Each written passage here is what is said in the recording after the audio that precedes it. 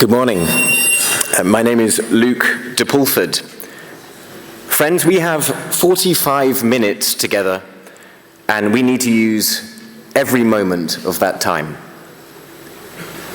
Because as I speak to you from this podium, the People's Republic of China is perpetrating atrocities on a scale not seen since the darkest moments of the 20th century. Often in conferences, we revel in the opportunity to preach to the converted. It can become very comfortable, insular, and ineffective. We get used to the spectacle of people reliving their traumas through telling their testimonies. We become desensitized to their pain.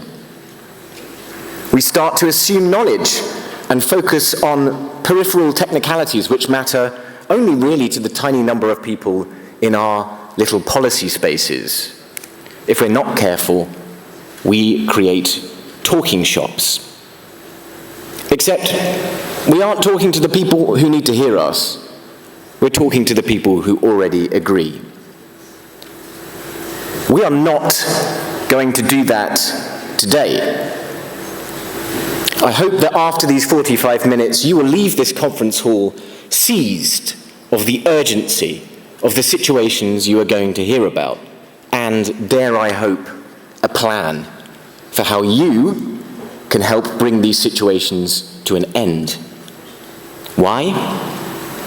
Because the continuance of these abuses is on all of us. I want to congratulate the organisers of this superb conference for bringing here people who may not be as familiar with the severe, urgent and massive abuses meted out to Tibetans, Uyghurs and Hong Kongers. I similarly congratulate them for inviting people who instinctively recoil from what they perceive to be the hawkish position on China, which is often characterised as too rightist, too Trumpian, too lacking in nuance. Today's session is for you. I speak to you today as a reluctant China hawk. It was my work with Arise, an anti-slavery charity that I run, that drew me into China work. I couldn't understand why nobody in the anti-slavery community back in 2018 was talking about the treatment of Uyghurs. Easily the most brutal and widespread example of state-sponsored forced labour this century. I quickly realised that the anti-slavery NGO community, my community, was heavily dependent on philanthropic capital derived from businesses which rely on China for their profits. This led me to come to a fuller appreciation of the longer-term atrocities perpetrated against the people of Tibet, and to recognise Hong Kong as the fault line between two competing ideologies. In time, I came to know about the strategic expansionism of Xi Jinping's Chinese Communist Party, exemplified by the capture of strategic industries abroad, and the Belt and Road Initiative, which is buying up swathes of the developing world as we speak, inculcating dependency and introducing fear of retribution into the foreign policy vernacular of governments worldwide. They know that if they dare to criticize the behavior of Xi's regime, they will suffer. Just look at Australia and Lithuania, both of which had illegal trade restrictions imposed upon them by China in 2020 and 2021. To say nothing of the sanctioning of foreign politicians, think tanks, and organizations who dared to raise their voices. All of this has to be taken together with the slow, highly strategic undermining of the international rules-based system and its custodian institutions, including the United Nations, which has increasingly fallen under the control and influence of the People's Republic of China, just as the US has retreated. Taken together, we have no option but to see China as a systemic threat to the rules-based system and as an abuser of human rights on a scale that poses a major challenge to the people in this room and everybody else listening. What are we going to do about it? How, in our own spheres of influence, are we going to confront it? These questions are particularly pertinent against the backdrop of Putin's atrocities in Ukraine, we've just heard about. They've rightly dominated attention, but sadly, they have also allowed some respite to those who would like the spotlight to be taken away from China. Bismarck is quoted as having said that politics is the art of the possible. He could easily have said that politics is the art of priorities. Let us today renew our commitment to inalienable rights and refuse to allow the plight of the three peoples represented here today to be deprioritized. We have three speakers with us today who are going to do exactly that.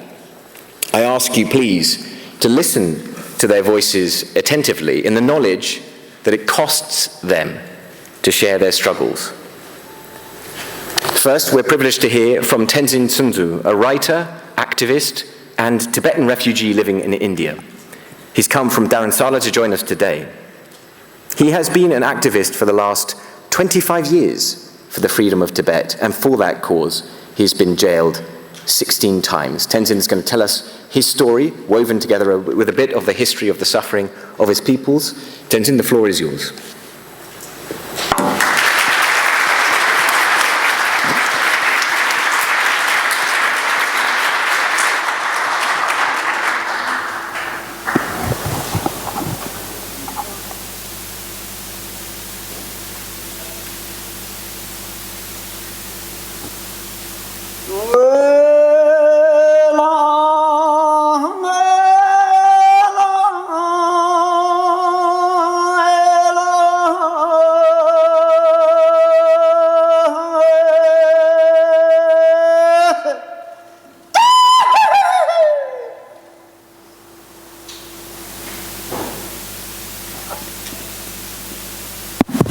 This is the national flag of Tibet.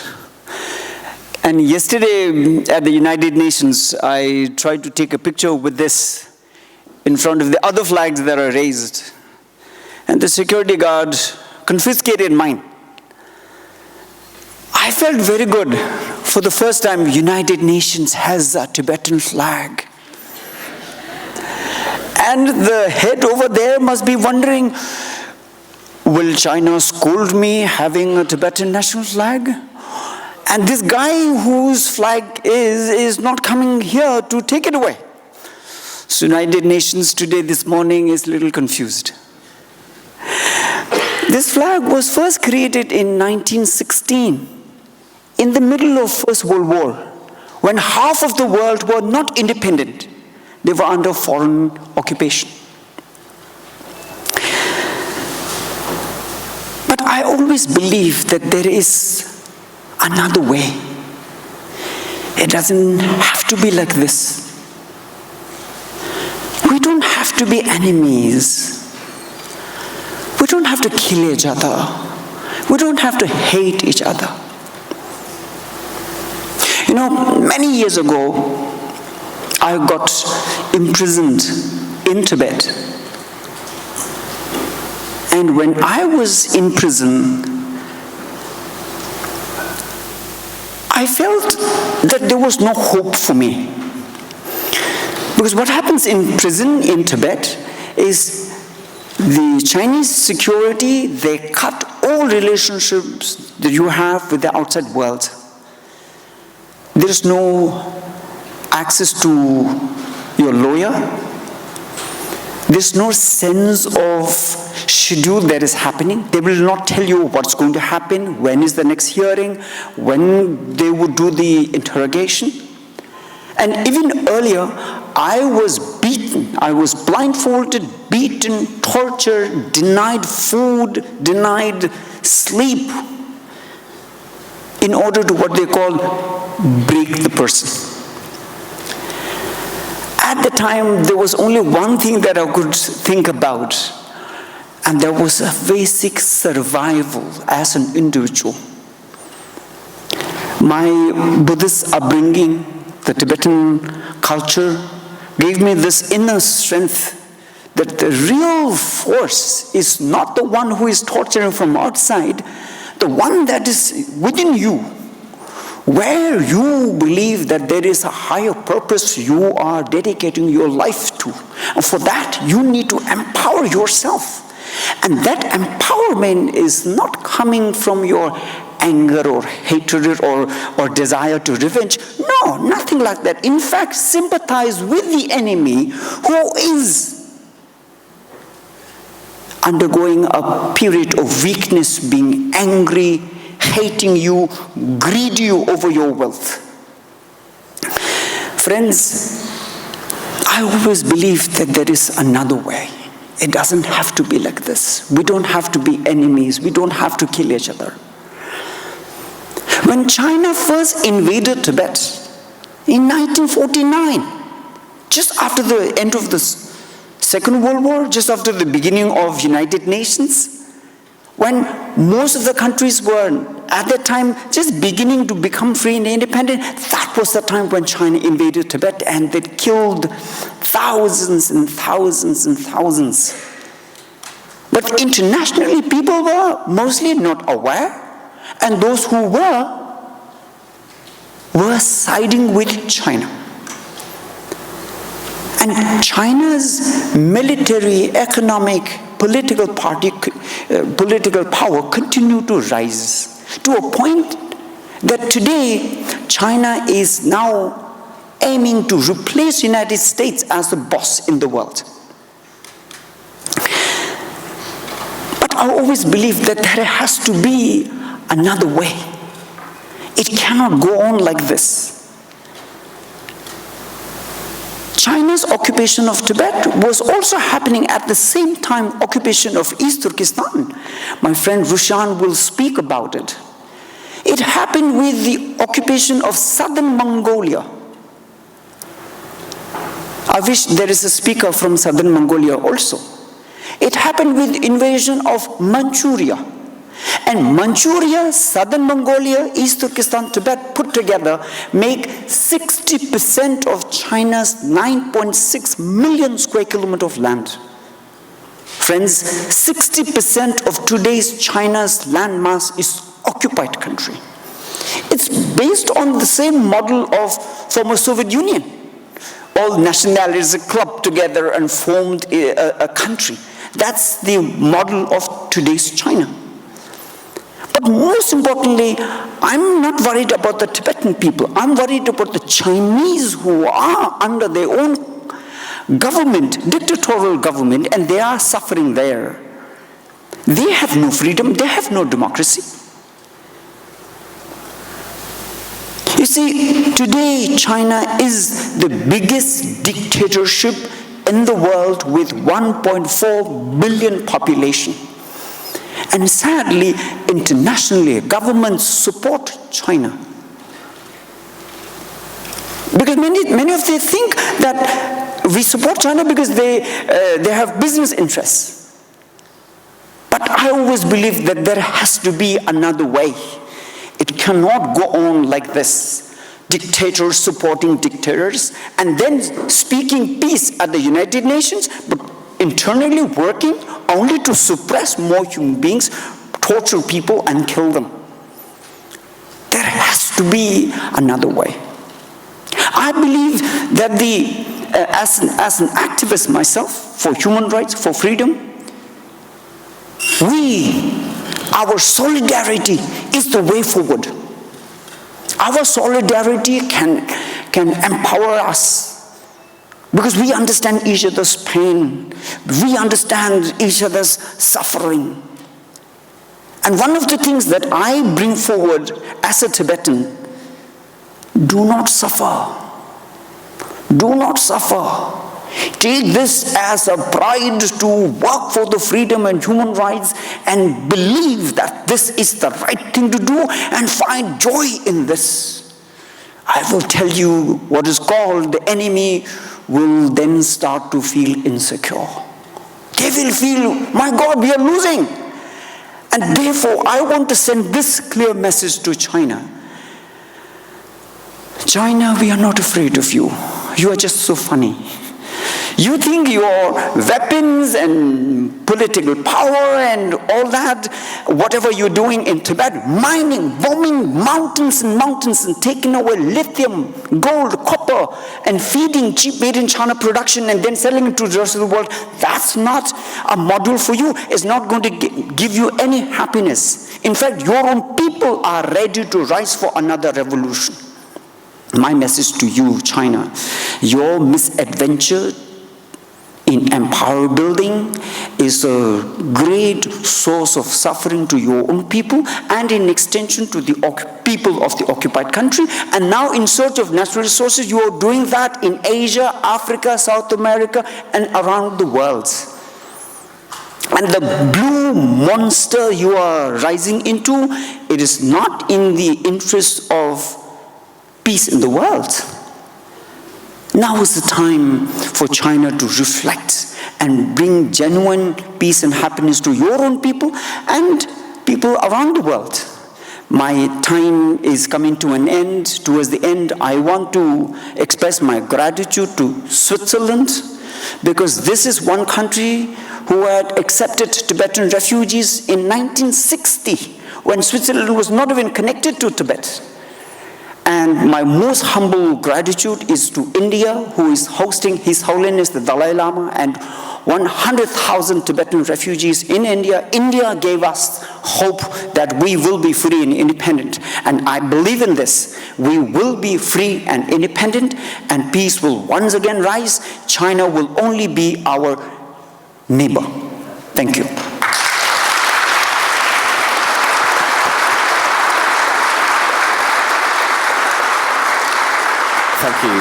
Thank you very much. Thank you very much indeed, Tenzin, for that contribution, rich with hope and with fortitude. I think it really meant a lot to everybody here. Particularly thank you for raising the internal plight of the peoples of China, whose fate is too often forgotten in conversations around human rights when it comes to China. So thank you very much indeed for that. I'm going to hand over now to Joey Siu, an activist from Hong Kong who is working with the fantastic organization Hong Kong Watch. She also serves as an advisor to the Interparliamentary Alliance on China, the largest group of parliamentarians in the world working to try to reform the approach of democratic countries towards China. Like so many of her contemporaries, sadly, she is unable to return home because of her courageous witness to the promises made to Hong Kong. Joey, the floor is yours. Thank you, Luke. Good morning, everyone. Thank you so much for attending our event, and thank you to UN Watch and all the other co-organizers for hosting this very incredibly important and also meaningful event here in Geneva. My name is Joey Siu. I'm an activist, the policy advisor to Hong Kong Watch, and also the policy advisor to the Interparliamentary Alliance on China. I was born in the United States and moved to Hong Kong when I was really young. I grew up in Hong Kong, I attended college there, and I also became an activist in Hong Kong. And in late 2020, I had to flee Hong Kong under the increasing risk of political persecution. And after that, I decided to go to the States, and I have settled down in Washington, D.C. So Hong Kong has always been a very unique place, no matter that is to me personally or historically speaking. The city was once colonized by the UK. And in 1984, under the witness of the international community, the agreement on the future of Hong Kong was signed between the UK government and the Chinese government, setting the conditions of the handover of Hong Kong in 1997. The Joint Declaration came into force in 1985, and at the same year, it was registered by the two governments at the United Nations. It was promised that a special administrative region would be established in Hong Kong, and that our people in Hong Kong would be able to continue to self-govern with a high degree of autonomy while we maintain our existing governing economic systems, which are different and also separate from the systems in mainland China, under the one country, two system frameworks. With that, with Hong Kong as such a globalized international city, with our very well-established judiciary system, with our protection provided to our basic human rights and freedoms, Hong Kong continued to flourish as an international financial center. However, with that being said, I want you all to understand one thing. Hong Kong has never enjoyed an electoral democracy. We were never able to elect our leaders of the city. A considerable number of lawmakers were chosen by the Chinese government. The chief executive leader of our city is handpicked by Chinese officials in Beijing instead of the people in Hong Kong. And over the years, the people of Hong Kong have been trying hard to fight for democracy. We have been fighting for universal suffrage where we can really elect the leader of our city. But that attempt failed. We saw that the room for political discussion and expression has been shrinking under the oppression from the Hong Kong government and the Chinese government. But at that time, at least, there was still room for us to discuss. But then everything changed in 2019. Early 2019, the Hong Kong government introduced the Fugitive Offenders Amendment Bill on extradition, with the aim of establishing a mechanism that would allow any Hong Kong resident or any individuals in Hong Kong to be extradited to mainland China for trials. And that is a direct erosion to Hong Kong's independent judiciary and all of our core values. And fearing that from happening, Hong Kongers started taking on to the streets. On June 9, 2019, 1 million people took to the streets to protest against the extradition amendment bill. On June 15, 2019, 2 million Hong Kongers took to the streets.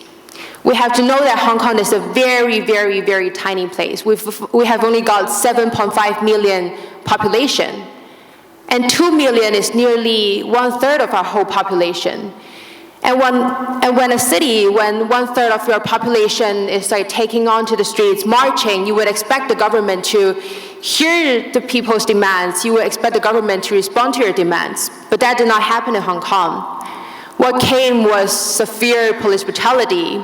What came was all-round suppression from the government. At that time, I was in Hong Kong. I was an activist. I was organizing these protests, demonstrations, and also rallies. Sometimes I would be in the protests on the streets, marching, protesting against the government. Sometimes I have to take on the duty to provide legal assistance. And the police brutality was so brutal that every day we have Hong Kongers worrying about being beaten to death by the police in Hong Kong. I have saw protesters who were only 15, 16 at that time, asking me, hey, I know that you are one of the members of a student union in Hong Kong. Can I give you my phone number and also my personal information? If anything happens to me, tell my parents. Tell them that I was arrested, I was beaten by the police. Some of them even handed me their wills. I was 20 years old at that time, and these protesters were only 15, 16. They were in middle school, high schools, handing me their wills, saying that I have to go on the front lines, I have to do something for Hong Kong. And that was what happened in 2019. At that time, we thought it was bad enough because at that time we have got over 10,000 protesters arrested under ridiculous offenses, including rioting, illegal assembly, facing up to 10 years imprisonment. We thought that was bad enough, but then the Chinese government slapped us in the face. On July 1st, 2020, they introduced the national security law in Hong Kong. Under the national security law, any Hong Kong resident, any foreign individuals who are found to have violated the national security law under the names of secession, subversion, terrorism, or collusion with foreign forces, they could be facing up to lifetime imprisonment in Hong Kong or in mainland China. I still remember very distinctly the night when the national security law came into force. At that time, I was helping a dear friend of mine, Owen Chow, with his election campaign in the Democratic primaries in Hong Kong. At that time, we were very, very worried because we know that the law is like so broad, so vague. We do not know how exactly it is going to be executed in Hong Kong. The only thing we know is that if we continue with our election campaign, if we continue with our activism, we have to be ready to face the consequences of being imprisoned for a lifetime or being extradited to China or to go into exile. We paused our campaign for a week, and we took the whole week to think, to reflect, and think about whether we are really ready to face the consequences. After a week, after very long discussions, considerations, we decided to go on. And now you see me as an activist in exile. I left Hong Kong late 2020, and not so long after I left Hong Kong, Owen Chow himself was arrested by the National Security Bureau in Hong Kong for participating in the democratic primaries, for subversion under the national security law. And alongside him, it was the other 46 pro-democracy activists who were also arrested. Most of them have been in jail since January 2021. It has been over a year. And what came with the mass arrest and arbitrary detention is the total crackdown and dismantling of the civil society in Hong Kong. We saw that civil society organizations, including labor unions, student unions, protest organizations being forcibly shut down. We saw that independent pro-democracy media, including Apple Daily, Stand News, being forcibly shut down.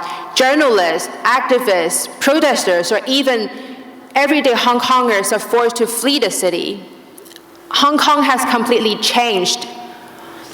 But then seeing all of you here gathering, showing solidarity, showing support to Hong Kong, to East Turkestan, to Tibet, to the other regions and communities who are also under oppression, I feel very empowered. And I'm looking forward that with your support and solidarity, we will one day win the battle, win the struggle, and bring the glory back to our communities, to our people. Thank you.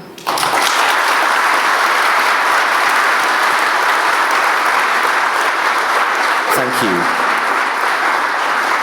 Thank you, Joey, for that truly masterly overview of what's happened in Hong Kong. The last time but one we met one another was during the district council elections in Hong Kong, the last free elections that the city has had. We didn't know that then. And I don't think either of us would have predicted the depth and severity of the crackdown since then. Thank you, Joey. It's my great pleasure now to introduce Roshan Abbas. She started her activism at the age of 18 in Xinjiang University, protesting the crackdown in Urumqi. She is, I'm sure you will all agree if you haven't heard her speak before, one of the most powerful activists and speakers for the Uyghur cause in the world. We're extremely privileged to welcome her today. Roshan, the floor is yours. Thank you. I thank the Geneva Summit and the Hillel Noor, the organizers, and the volunteers for giving us this platform to be the voice for those millions of innocent, voiceless people. And thank you, Luke, for being a tireless advocate for Uyghur people, to shed light on China's crimes against humanity and the genocide. And my esteemed panelists, Tenzin and Joy, and many courageous advocates in the room today, I am very honored to be here with you all. I am speaking today out of necessity. I'm a mother who had a fulfilling life with a successful career. But for the past 44 months, now I am a sister to an innocent victim of China's genocidal crimes. I never thought that I would quit my job and become a full-time activist. I never thought I would have to fight for my own sister's freedom. And I never thought in the 21st century, China would conduct a genocide complete with concentration camps and the slavery on our watch. This Chinese government's genocidal and ultra-nationalistic policies combined with racism and the cutting-edge technology in our homeland have been confirmed not only through Beijing's own leaked documents, but hundreds of experts and the survivors' testimonies numerous times over. China claims that these camps are humane vocational job training centers. This is a lie. Detainees include university professors, famous writers, doctors, successful business owners, philanthropists, as well as young children and the elderly, none of whom need job training. The Uyghur economy has been destroyed. The government is distributing Uyghurs' wealth and reallocating their homes and the lands to Chinese settlers. In January 2019, 2-year-old Rahmatul Sherbaki's body was found drowned inside an irrigation ditch. 6 months later, 3-year-old Farhat Tudigayet drowned in a river. In December 2019, 5-year-old Nasrullah Yusufdokhti was found frozen to death in a ditch. What all these 3 boys had in common was their parents were detained in those concentration camps. We only ever saw photos of little Rahmatul and Nasrullah's bodies. How many hundreds and the thousands of Uyghur children's photos did not make it at all? How many remain missing? The Uyghur women are subject to forced marriages with Chinese men and sent to the camps for refusing under the guise of extremism. China's state media reported that 1.1 million Chinese cadres deployed to Uyghur homes live inside of their homes, supervise and monitor their daily lives. The Uyghur women are subject to sexual abuse in their own home, in their own bed. Uyghur women's bodies have been a battleground in this genocide. They face state-sponsored mass rape, forced sterilizations, forced abortions, forcibly inserted IUD devices in their bodies. Survivors of such crimes have been immensely brave in sharing their experiences. While the CCP tries to smear the reputation of courageous Uyghur women, Xi Jinping's wife, Peng Liyuan, is a UNESCO special envoy for women's and the girls' education. This is a direct betrayal of feminists and the activists and organizations defending women's rights. Today, I fight at the cost of my loving sister's freedom. In 2018, my sister, retired medical doctor Gulshan Abbas, was taken by the Chinese regime as a hostage, as a retaliation for my speaking out against Chinese government. And I participated on a panel like this, and I was speaking about the genocidal policies, outlining the fate of my in-laws. My husband is sitting here among us. His entire family has been missing since the summer of 2017. But 6 days later, the Chinese government took my sister. She is a kind, gentle, peaceful, and non-political soul. I was accused by the Chinese state media for stealing someone else's photo and spreading lies about my missing relatives when I raised her case. More than 2 years after her detention, the Chinese Foreign Ministry acknowledged and confirmed a harsh sentence against her. Today, we don't know if she's still alive, and we have no idea on her whereabouts.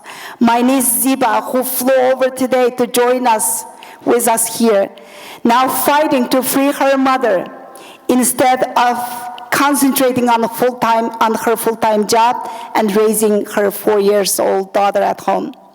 China's war on humanity is belated, This is a war against women, a war against children, a war against the freedom and the democracy and the human values. And yet, so much of the world remains quiet. China has successfully silenced the international condemnation of its shameful genocidal crimes. Look at the UN. We have been pushing Ms. Michelle Bachelet, the UN High Commissioner to the Human Rights, to release the report compiled on the Uyghur crisis for months now without success. Is Beijing controlling her? I demand her to meet with my sister, Dr. Gulshan Abbas, and my in-laws, and many other high-profile cases, if she goes to examine the situation of the Uyghurs. China sits on the Human Rights Council, similar to a murderer being a judge for his own trial. The founding principles of the UN, of a world that upholds the values of human rights, are being upended and transformed into a shadow of itself that kowtows to authoritarian regimes like China's. It saddens me to see the world remain idle against the genocide of my people. It angers me to see my sister and the millions of innocent Uyghurs are becoming collateral damage dealing with China. It worries me to see China become a power able to strong-arm the world with trade threats, the power of Belt and Road Initiative, debt trap diplomacy, and the manipulation in UN. There is no neutrality in this genocide. There are only the perpetrator and the enablers. While the CCP is the perpetrator, those making this genocide a profitable venture for China are the enablers. As members of the free world and upholders of freedom, liberty, and democracy, we cannot stand idly by. The soul of humanity is being tested. Will we have the moral courage to pass the test? History will remember those who act and those who fail to do so. Our children will ask us what we did to defend freedom when we recognize this threat. If we do not speak out and act now, the only voice and the action left will be one of regret. I'm going to conclude my remarks with Dr. Elie Wiesel's quote from his famous work, Night. Quote, "Here's a long road of suffering ahead of you, but don't lose courage," unquote. And he continues, quote, "Help one another. It's the only way to survive," unquote. Hope, courage, and the help from each of you are the only things that we have left to fight onwards against this evident evil. Please fight with me. Thank you.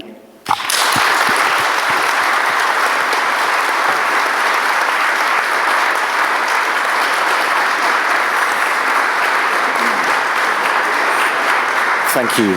Thank you so much, Roshan. I just want to add something to the powerful words that have just been delivered here. You've heard the word genocide mentioned on a number of occasions. People instinctively recoil from that word, forgetting that it is a legal term with a pretty technical definition. I would strongly encourage those of you who don't like to hear the word genocide used in connection with what's happening to the Uyghur people in the northwest of China to go to the Uyghur Tribunal website. This is UighurTribunal.org, I believe, where you can find a very, very long judgment, which was the culmination of literally hundreds of thousands of pages of evidence assessed by an independent tribunal, which assessed the evidence to the highest standard of proof, beyond a reasonable doubt.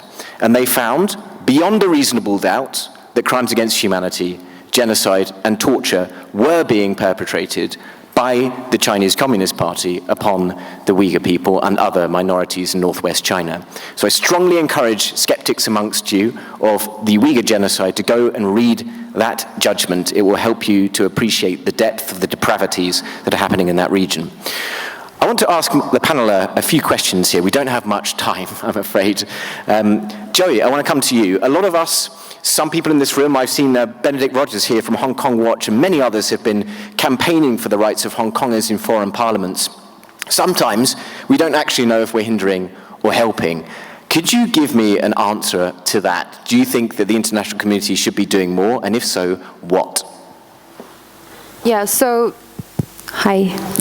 So since Hong Kong's pro-democracy movement broke out in 2019, and especially after the implementation of the national security law came into force in Hong Kong in July 2020, we saw a very instant and also very strong response given by the international society, by the different democratic governments, by different human rights organizations, allies, and like-minded partners across the globe. We saw that governments have been implementing policies providing necessary humanitarian relocation channels for Hong Kong protesters who have to flee Hong Kong. We saw targeted sanctions imposed by the United States and the EU. And we also saw the constant assistance and also attention given to the people of Hong Kong from a lot of governments. However, that is far from enough. We still see that China is sitting on the United Nations Human Rights Council. We still see that countries, including the US, the UK, Canada, Australia, and so many others, are still having such a closely related business tie with China, with these state-owned enterprises. Some of them have been complicit in the construction of surveillance systems in East Turkestan, with the concentration camps. Some of them have been complicit in the violation of human rights in Hong Kong. But then our countries, our governments are still doing businesses with them. Are there some more that our countries, our international organizations can do? There is a lot. For example, we have been demanding an appointment of a special rapporteur to Hong Kong for a thorough and also transparent investigation into the violation of human rights by the Chinese government in Hong Kong. That is the least that the United Nations can do for the people of Hong Kong. And there is so much more that the other democratic governments can do for the people of Hong Kong, for the people of East Turkestan and Tibet. For now, we are facing the same enemy. What we saw is that what the Chinese government doing is not just happening in Hong Kong, in East Turkestan, or in Tibet. We are seeing transnational repression happening on our lands. We're seeing that China has been using its economic coercion tactics to infiltrate and control our society. So there is definitely a lot more that our democratic governments can do and should be doing for the people who are under oppression of the CCP. Thank you, Joe. Tenzin, if I could come to you, please. One of our frustrations, again, trying to advocate for the Tibetan peoples in foreign parliaments is that there's just not that much appetite amongst those politicians. You know, we've succeeded, I think, to some extent in raising the cause of Hong Kong and the cause of the Uyghurs, but it's so difficult for Tibet. Why do you think that is, and what message would you like to leave with the people in this hall today? Well, I see that and I understand where they're coming from. China has, in certain ways, created a narrative where China has not only colonized these occupied countries ever since 1949, China is now going back into history, China is colonizing history. The story of Manchuria, which used to rule over China, has now been colonized, and is now called China's history. So this makes a difficult case for international communities to counter that. Unless and until international communities look at history of China and clearly understand 1911 as the dividing factor of China, which was the end of Manchu rule, 250 years of Manchu rule over China, and the beginning of modern-day China's independence from 1911 and 1912, becoming the Republic of China. This is a clear term. All international communities must have a clear understanding. Like India and many other countries, China was under foreign occupation for far too long. The real history of modern-day China starts from 1911. So therefore, this is a this is one compelling reason how international communities must look at it. Because at the time when it started, many countries thought that let's assume China as it is. This would then in return dictate terms on you. This is important. Now, when I try to speak for Tibet, I do not speak in the hope that these governments are going to do a charity by supporting Tibet. They would come around only when they find an interest in Tibet. That is business or military or political interest. And I'm very clear-cut, have clear understanding of this. There's no charity. At the same time, I also want to leave with this word that internationally, all the countries, I'm saying all the countries who are traded with China have benefited from the suffering of Tibetans, Uyghurs, Mongolians, Manchus, Hong Kong, Taiwan, and all other countries who are under China's influence. You have benefited from our suffering. You have a duty to work for the human rights of our people. Thank you, Tenzin. Now, extremely briefly, I feel I must come to Roshannon to say, look, I'm constantly hearing from government officials the kinds of things they'd never say to your face. And they say things like, what's happening to your people isn't as bad as Ukraine. It's not as bad as northern Nigeria. What would you say to them? Why should we care? And please be extremely quick. In Yemen or right now what's happening in Ukraine, that is the ample example of what happens when we continue to appease a dictator and the authoritarian government. But in China's case, I'm not sitting here to ask you to help the Uyghur people anymore. It passed. We have been begging for past 5-6 years when the Chinese government started this full-speed genocide, the eradicating, exterminating Uyghur people. But now I am talking to you to save yourselves, save this free country, because China, the threat that China is being against the humanity is not thousands of miles, thousands of kilometers away. It's here, in your country, in the United Nations, in academia, in your universities, in the mainstream media, among the world leaders, politicians, NBA, Hollywood, all these famous celebrities who are usually so vocal against any kind of social injustice. Where are they now? When the perpetrator has the money and the power, they all decide to be silent.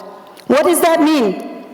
When everyone is willingly give up their freedom of speech and freedom of expression, we are undermining the democracy and the fundamental freedom of this free world. So now what's at stake is not just the future of the Uyghurs, it's the freedom and the democracy and the world that your parents, your grandparents worked so hard to establish, and the fight against the communism and authoritarianism last 50, 60 years. If we don't act now, our children are going to face the consequences of an illiberal world. Thank you. Thank you, Roshan.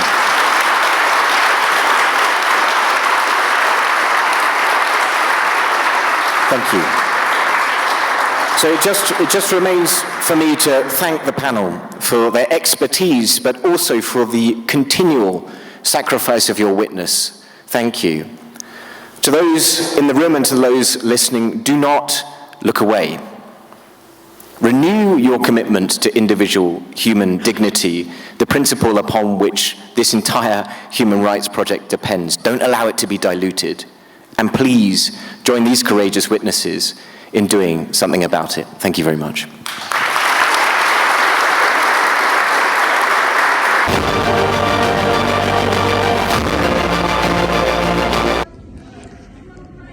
보든 답서바 댄스존이라 다가자 데라 수수라 타니 바지 페미 던던 데라 페미가 손나로 간데 정서 가자 내다 버르마마 고리치니 왜 단다 오스터 고리치나 우리 디린 단데라 냠이 간속 선속들라 뭐지 보바지 저런 게 당으로 되게 선언로 간대 정이네. 그래다 뽑으시라 연구도 다 지금 그거 규마직 뭐마 갈게 살론체 아니 부르김데 롭존체니 지금 그거 규마직 다 그기 내든 랭귀지야 딩제 다 드링기 냠르게 저기 흉제 마임베 쪽배기 딩제 딩데 라체 벽이 내든 랭귀지야 그 고급진 중벌이 네가 말하는 정신기 뽑아진 거네 디 지금 고급 중에디 다 데날이야 흉제 마임 쪽배기 디나라 총미 체등에 탄다 스위스 표면 렌즈기 군주 탑시 담바된데 레디야 탑시 상부직 레섬고도 안디 국업 야고 쉬우시레 벽이 내주디 다 게지나로 캡투비야게 안디네다 녀자바게 주릭 나라야 수부 가자 스위스타 렉센스타인 페리 튼조게 나바게 지키케시 국업제라서 안 간지 도에다 나라 임바이나다 니마 딱바 베드 Tidal language ya pyogi tabzogi language ya di taba chedegi ani digi lerim chashi chikre lawless that jidang ge danda katsa dela ta europe na pyoya de danda katsera yune 지금 누구야도 근데 야마 알레 나한테 단대디 디레 스위스 나로리아 레림 가시 직제 디네 스웨덴 노르웨이 덴마크 안디슐라 스페인 Czech Republic cheni kegam nam tu kor ke dilli ani chinda shiveche nishu chargula ani dal pha lo du dillu de nima nishu chabdun chabge dinde chirisha dinala ani kegam nam tu na kor ke apcha tamshi che lirim nam ra mang bu la su ta 결혼 군이 단다다 수술에 지당 결혼 그 야라 가선 다와치그라나 보통 저자지야 담아부 중요요리 디리 땅아서 수수 유럽라 렘디그 디링아서 수수 그다 단다 냠비냐서 선소리 데 genre 서고 델레페미그 가서 포릭솔라 린데고 가르셔요 대직직직 마델레니 카르톤스나 디다 찍네 란젠네 게가 그 니네 벼버 데데게 다 가시 다 갑줄레체 익저 단다 수주 인그레 가시 소심바 인그레 타마 미세차 윤디 그거 휴지 도 삼성 안 그거 탐진 체니 안 표현 제다 랭귀지야 디 간주 상말 랭게 찍바 요리 안 라바도 겨울무질이야 시베나 공로 디그스 춤부 이메네 무투제 할 니마 딱바 아니 지금 그거 탐진 제제 나 표현 제다 체야다 지금 막무지 난거도 거기 라리야 벨람베이나 간주 무투제 수수기 총케벤도 수수기 아니 칼라오레 미제 용궁 주볼이야 지금 따대바 마임바 둔다 지금 이마직 동바샤지 디 표현 지다랑 지긴 삼에게 디 치야디 백해진 버리 삼부도 그급 시우지 통구도 가 이메냐 대 스위스나 스위스부 말다 유럽 강장이야 디나시 첩지기 그급 시우지도 아니 참에 그급 담진 체제 표현 랭귀 제로 체제 지금 시행 투치에 된저를 투치나